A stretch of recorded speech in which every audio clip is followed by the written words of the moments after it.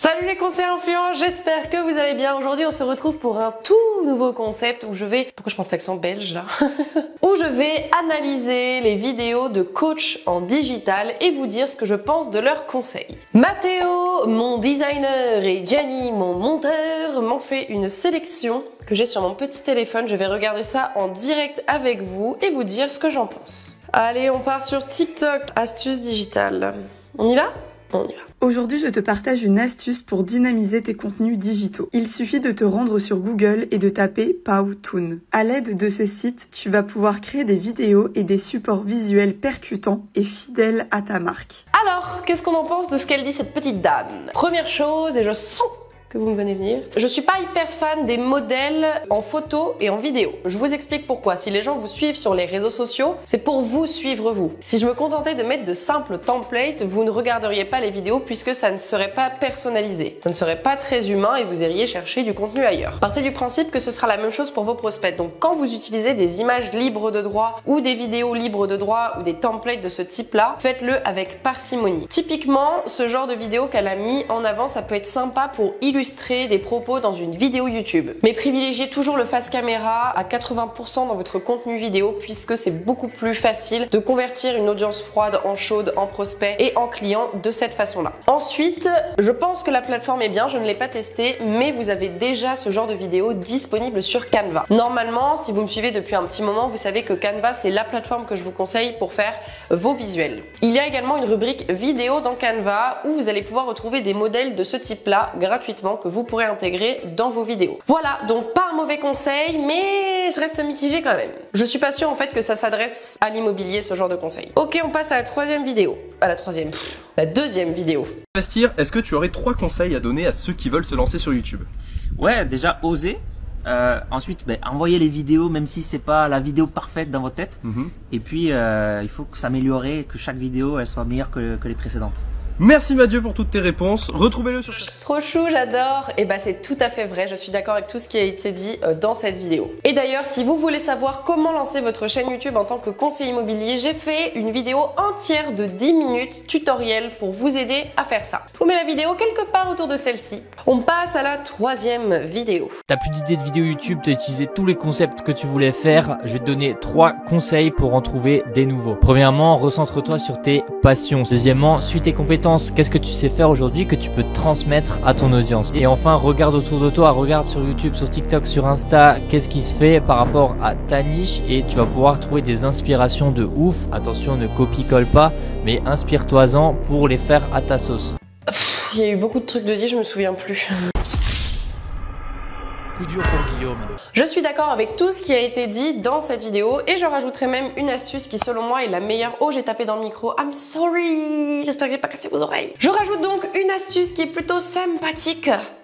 Les accents dans cette vidéo, il va falloir arrêter. Donc l'astuce, on va y arriver, que je vous conseille de faire, c'est dans votre petit téléphone, vous allez créer une note qui s'appelle idée de poste. À chaque fin de rendez-vous avec un prospect, que ce soit en physique ou au téléphone ou par mail, ou d'ailleurs je dis prospect mais aussi un client, un collègue, un confrère, un commerçant, ce que vous voulez, notez à chaque fin de rendez-vous, quel qu'il soit, toutes les questions qui ont été posées et répondez à ces questions sur vos réseaux sociaux, que ce soit en vidéo, en post, peu importe. Vous créez du contenu pour l'audience à laquelle vous parlez déjà tous les jours. L'audience à laquelle vous parlez déjà tous les jours sur le terrain, c'est celle que vous voulez toucher plus largement sur votre secteur. Normalement, vous me suivez jusqu'ici. Eh bien, si vous vous inspirez de l'audience que vous avez déjà sur votre secteur pour attirer une nouvelle audience sur les réseaux sociaux qui est similaire à celle-ci, partir de ce que vous dit l'audience sur le terrain qui vous connaît déjà pour attirer de nouvelles personnes, c'est la meilleure façon de créer du contenu ultra personnalisé. C'est-à-dire que l'audience, la nouvelle audience que vous ne touchiez pas encore, qui va voir ces contenus que vous avez créés à partir de l'audience que vous connaissez déjà sur le terrain, bah elle va se dire waouh. Eh mec, c'est vraiment incroyable mec. J'ai l'impression qu'il lit dans mes pensées ce conseiller immobilier parce que je me posais la même question, puisque vos prospects en général se posent tous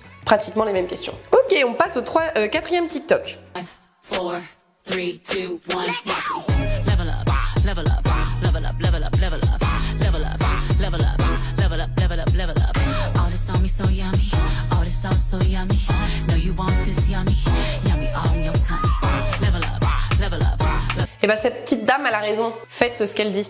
Écoutez ce que la petite dame elle dit, c'est une bonne idée. Top, super conseil, je vous invite à mettre pause sur cette vidéo et à revenir en arrière pour revoir le tuto et mettre ça en place sur votre compte Instagram. Et une astuce de plus dans votre besace. On passe à la 5e vidéo et cette fois on va sur Instagram.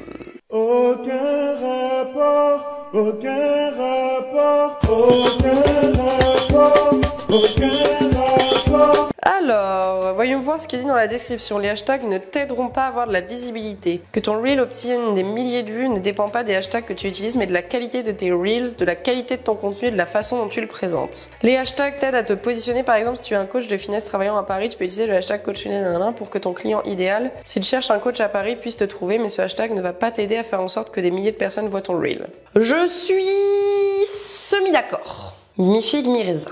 Il faut savoir que l'algorithme Instagram n'est pas capable de comprendre votre contenu de par la vidéo en elle-même. Il lui faut des mots-clés pour comprendre ce que vous proposez comme contenu et donc le proposer à la bonne audience en conséquence. Pour être référencé auprès de la bonne audience, c'est-à-dire auprès d'une audience qualifiée sur votre secteur, l'algorithme va se nourrir de mots-clés. Ces mots-clés, il va les trouver dans votre biographie Instagram, dans la description de votre post et dans les hashtags. Donc selon moi, oui, les hashtags, je suis plutôt d'accord avec elle, ce n'est pas ça qui va faire que vous allez exploser en visibilité. Il faut déjà que le reel soit qualitatif pour que celui-ci ait de la visibilité, qu'il respecte les règles d'Instagram. En revanche, les hashtags favorisent réellement d'être montrés face à la bonne audience et donc d'augmenter, selon moi, sa visibilité auprès de prospects qualifiés. Ceci étant dit, j'aime beaucoup cette petite dame sur Instagram que je suis personnellement, qui fait de superbes vidéos intéressantes. Et il n'y a rien de méchant contre elle, je suis juste moyen d'accord. J'ai du dentifrice plein les mains. 1, 2, 3, 4, 5, on passe à la 6e vidéo. Les créateurs de contenu ou les entrepreneurs qui créent du contenu sur Internet, sur Insta, sur YouTube, etc. ont tendance à faire ce qu'on appelle de la rétention d'informations. En fait, ils ont tendance à se dire, moi, je vais faire une vidéo, je vais dire 2-3 trucs vite fait, mais je vais pas trop en dire. Parce que si j'en dis trop, les gens ils voudront pas faire appel à moi. Et ben justement, c'est tout l'inverse. C'est tout l'inverse. Pourquoi ? Parce que avant d'acheter un produit, un service, avant de faire appel à quelqu'un, quelle est la chose qu'on doit gagner auprès de notre client ? C'est la confiance. Si quelqu'un doit acheter chez toi, il doit d'abord avoir confiance en ton travail, en ce que tu fais, mais surtout en ta capacité à résoudre son problème. Et comment est-ce que tu prouves à quelqu'un que tu as la capacité ou que tu es en mesure de résoudre son problème ? En lui montrant, en lui donnant des conseils, en prouvant au travers d'une vidéo ou d'un contenu que tu t'y connais. Ce monsieur a tout dit. Merci Tony. Oui, oui, oui, oui et oui, c'est exactement ça. Dans tous les cas, si ce n'est pas vous qui apportez l'information à votre prospect par peur que celui-ci ne passe pas par vous pour bosser, pour concrétiser son projet immobilier, sachez qu'il va trouver l'information sur Internet. L'information est abondante partout. J'arrête pas de me battre avec la plante à côté là. L'information est abondante partout. Facebook, Instagram, YouTube, TikTok, LinkedIn, Google. Si le prospect a besoin d'apprendre quelque chose sur un sujet, il va trouver l'information d'une manière ou d'une autre sur Internet. Il est préférable que cette information, il la trouve auprès de vous, qu'il gagne des points de confiance avec vous, puisque le jour où il aura un projet immobilier, oui, il a l'option de vendre seul de par les conseils que vous lui avez donnés, mais il a également l'option de vendre par vous, puisque c'est votre contenu qu'il consomme depuis plusieurs semaines, mois, années. Alors que si le prospect se contente de regarder l'information ailleurs que chez vous, c'est-à-dire chez vos concurrents, et ce qui va se passer, c'est qu'il a toujours deux options. Oh, j'ai failli faire un noir. J'ai 5 ans à rigoler à cette blague. Numéro 1, c'est mieux comme ça. Vendre par lui-même, et numéro 2, vendre avec le conseiller immobilier qui lui a donné des conseils, c'est-à-dire un de vos concurrents. J'ai adoré cette vidéo, merci Tony. 7e vidéo, on retourne sur TikTok. Booster ton nombre de vues sur Instagram, je te montre une astuce que tu n'as jamais vue. Le but consiste à avoir un taux très élevé de retour sur vos stories. Comment je fais ? Je vais donc mettre ce petit sticker, vous allez mettre celui que vous voulez, hop, et vous allez vous baser comme on le voit ici sur les repères. Le mettre bien à gauche comme vous voyez ici.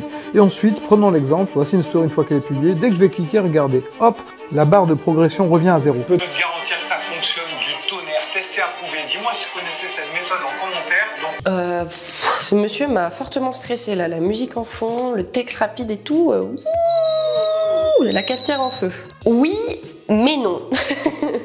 Mi-figue, mi-raisin. Oui, utiliser des stickers en story, ça permet d'augmenter l'engagement de votre audience et donc d'augmenter votre visibilité au niveau de vos stories sur Instagram, Facebook. En revanche, je suis pas trop d'accord avec cette méthode qui donne un peu l'impression qu'on piège notre audience et qu'on lui laisse pas le choix d'interagir. Le but avec les interactions, c'est que ça vienne de votre audience naturellement, sans que vous l'ayez forcé à le faire. Oui, vous allez l'inciter à le faire en l'invitant à le faire, par exemple oralement ou à l'écrit, mais la coincer en mettant le stickers dans le coin, lorsque tu cliques, du coup, boum, le truc apparaît et le prospect peut plus partir ou alors sauter à une autre story, ça c'est chiant. Moi, il y a des gens que je suis sur Instagram qui font ça en story où je peux pas, par exemple, passer à l'autre story parce qu'ils ont mis leur post dans le coin, là, sur le bord de la story, du coup, je suis obligée de cliquer sur leur post pour le voir.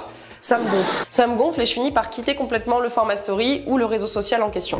Moi, je suis plutôt du parti 2. Si les personnes ont envie d'interagir, elles interagissent. Et si je trouve que mon audience n'interagit pas assez, c'est à moi de faire un travail sur mon contenu et ma façon de faire pour que les gens se sentent plus impliqués dans mon contenu. Après, je suis peut-être un peu dans le monde des bisounours en mode oh là là, je suis hyper éthique, hyper bienveillante, machin. Vous n'êtes pas obligé de fonctionner comme moi, mais moi, personnellement, je suis pas très à l'aise avec ce genre de technique. J'ai pas envie de coincer les gens. Et j'ai pas eu besoin de ça d'ailleurs pour avoir pas mal d'abonnés sur Instagram, Facebook, YouTube. Donc je me dis que c'est une stratégie gagnante de laisser les gens tranquilles. On passe à la dernière vidéo? On y va? J'ai fait un faux départ sur Insta et j'ai besoin de ton avis pour résoudre ça, je t'explique. Le premier post que j'ai posté sur Instagram a très bien fonctionné. Il a bientôt atteint les 30 000 vues et les 1500 likes. Tout va bien jusque là. Le hic, c'est que ce post n'est pas du tout en lien avec ma thématique et qu'il vampirise toute l'attention sur lui. Insta continue de le mettre en avant, même après 4 semaines, alors que mes autres posts sont mis de côté et tombent dans l'oubli. Forcément, j'ai commencé à remettre en question la pertinence de mon contenu, mais pourtant, il fonctionne très bien sur TikTok et même sur YouTube. Donc maintenant, je me demande si ce premier post n'est pas en train d'embrouiller Insta, qui montre peut-être mes contenus à la mauvaise audience suite à ce premier post. Du coup, je m'en remets à vous. Qu'est-ce que vous feriez à ma place? Est-ce qu'on supprime ce post? Est-ce qu'on patiente? Est-ce que vous avez une astuce magique sous la main? Bref, j'ai hâte de lire vos avis en commentaire. Alors déjà, je tiens à dire que ce monsieur a l'air hyper sympathique. Jenny, tu nous fais une petite compilation de tous les accents que j'ai fait dans cette vidéo? Les accents de Laura. Tout sympathique. Tout nouveau concept où je vais... Ça tourne Jenny, on est sur la 6e vidéo. J'ai pas le son, mais putain. Oh, hyper sympathique.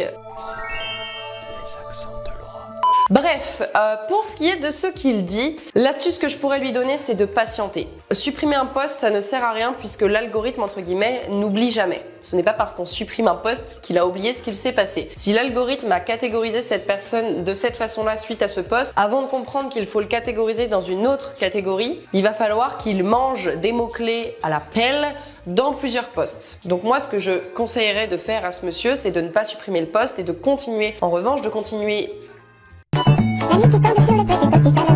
de poster des contenus dans sa thématique cette fois. Et ce qu'on peut comprendre à travers cette vidéo, c'est l'importance de poster du contenu en relation avec votre niche, avec votre secteur d'activité. Je sais que c'est tentant de proposer du contenu hyper viral qui va parler à tout le monde et qui va faire 1 millier de vues. En revanche, ce qui va se passer, c'est que vous n'allez pas du tout avoir une audience qualifiée suite à ce post et vous allez surtout, comme ce monsieur, vous retrouver avec un algorithme qui propose votre contenu par la suite à la mauvaise audience puisqu'il vous catégorise dans la mauvaise catégorie. Donc oui, votre post, il a parlé à beaucoup de monde, vous avez fait plein de vues, vous avez eu plein d'interactions, vous avez gagné plein d'abonnés, mais vous allez rien en faire de ces abonnés puisque ce ne sont pas des gens qui sont sur votre secteur avec potentiellement un projet immobilier. Moi, je dis toujours qu'il faut privilégier la qualité à la quantité. Ne vous laissez pas emporter par la course au like, ne vous laissez pas emporter par votre ego. Je sais que c'est difficile, moi, la première, de ne pas tomber dans ce piège-là puisque c'est extrêmement stimulant personnellement de voir que nos posts ont beaucoup de vues, beaucoup de likes. C'est encourageant et puis on va pas se mentir, ça fait du bien, ça booste l'ego,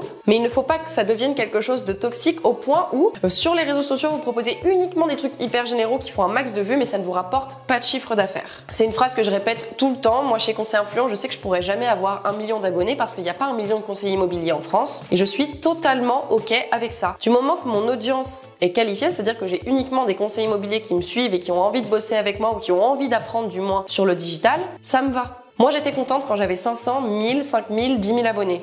Cette plante m'énerve, elle m'attaque. Ou alors je suis trop proche d'elle, mais peu de distance. Et après je m'étonne je comprends pas pourquoi mes plantes elles crèvent toutes. Bref, je pense que vous avez compris mon message. Faites en sorte d'être toujours focalisé sur les attentes de votre audience et pas sur comment est-ce que les réseaux sociaux peuvent vous rendre heureux de par le nombre de vues que vous allez faire. Parce que c'est un vilain cercle vicieux qui rend malheureux. Voilà, cette vidéo touche à sa fin. J'espère qu'elle vous a plu et j'espère que je n'ai pas traumatisé mon monteur. Ça va Gianni, tu te sens bien? Mais oui, bien sûr qu'il se sent bien. Évidemment qu'il se sent bien. Est-ce que ce concept vous a plu? Si c'est le cas, laissez un petit like et dites-le moi dans les commentaires, je ferai un épisode 2 si c'est le cas. Et peut-être même que j'inviterai un expert dans un domaine avec moi dans la vidéo pour réaliser cette vidéo, afin qu'on en discute et qu'on débatte un petit peu de tous ces sujets-là. J'attends vos retours du coup en commentaire avec impatience. En attendant, pensez à vous abonner à cette chaîne YouTube pour ne rater aucun de mes contenus. Pour rappel, tout ce que je propose ici est gratuit et le meilleur moyen de me soutenir, c'est de laisser un petit abonnement à Lolo. À Lolo, un abonnement à Lolo. C'est gratuit, ça vous coûte rien et moi ça me fait plaisir. Je vous souhaite une belle journée, une belle soirée. Merci de votre soutien, merci d'avoir regardé cette vidéo. Ciao!